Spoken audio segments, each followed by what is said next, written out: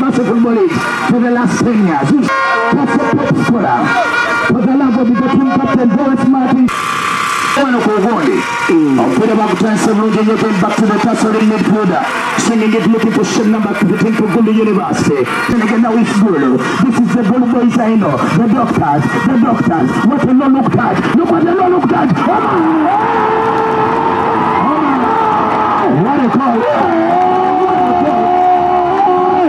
Assistant Chief Felicia. What a goal. What a goal.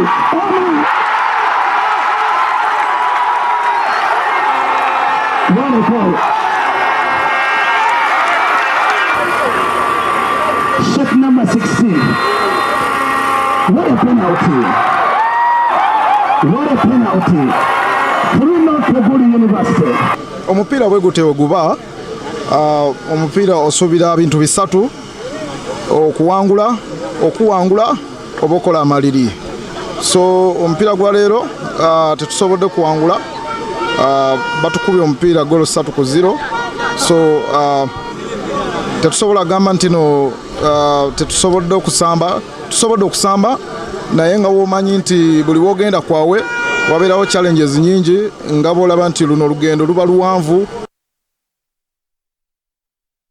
Weewaawo